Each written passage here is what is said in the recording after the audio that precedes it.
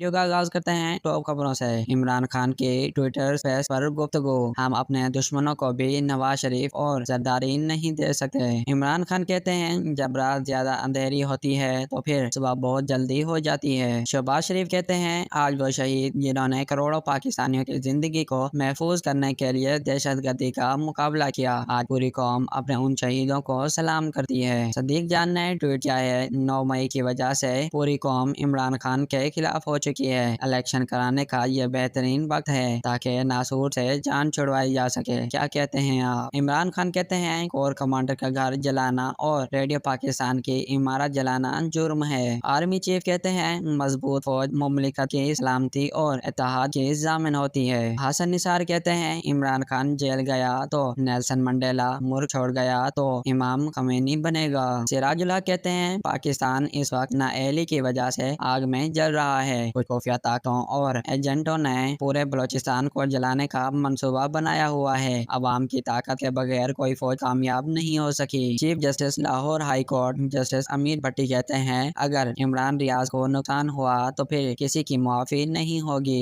एतजाज हसन ने ट्वीट किया है अमेरिका में फोन टैपिंग संगीन जुर्म है, जो पकड़ा जाए वो नहीं छूटता। अब यह मामला अमेरिकी कांग्रेस तक जाएगा। वजीर आजम, वजीर दाखिला, वजीर दिफा, वजीर कानून जब अमेरिका लैंड करें इन पर चार्जेस सर्व होंगे। एहसन इकबाल कहते हैं इस वक्त मुल्क में जो महंगाई है वो पीटीआई की वजह से है, जिसने डॉलर के मुकाबले रुपए की कदर मसनूई तौर पर रखी। इमरान खान कहते हैं 80% इम्कान है कि 23 मई को मुझे इस्लामाबाद में पेशी पर गिरफ्तार कर लिया जाएगा। राना तनवीर कहते हैं मैं इमरान खान के मुकाबले में इलेक्शन लड़ूंगा। अगर इमरान खान की जमानत जब्त ना कराई तो सियासत छोड़ दूंगा। फैजुल्लाह खान ने ट्वीट किया है आफ्ताब सदीकी जैसे लोगों का सियासत में रहना मुल्क के लिए बेहतर था, क्योंकि यह सियासत से कमाने के लिए नहीं आए थे। बहरहाल पीटीआई पे मुश्किल वक्त है और ऐसे में पार्टी के साथ खड़े रहने वाले ओहदेदारों के पास सिवाय जेल जाने और कारोबार तबाह कराने के कोई ऑप्शन नहीं बचा। Chief justice Balochistan high court justice Naeem Akhtar कहते हैं जिसे अल्लाह का खौफ है वो करप्शन नहीं कर सकता। अगर पाकिस्तान में करप्शन चार्जेस पर सजाए मौत की सजा रखी जाए तो पाकिस्तान से करप्शन का खात्मा हो जाएगा।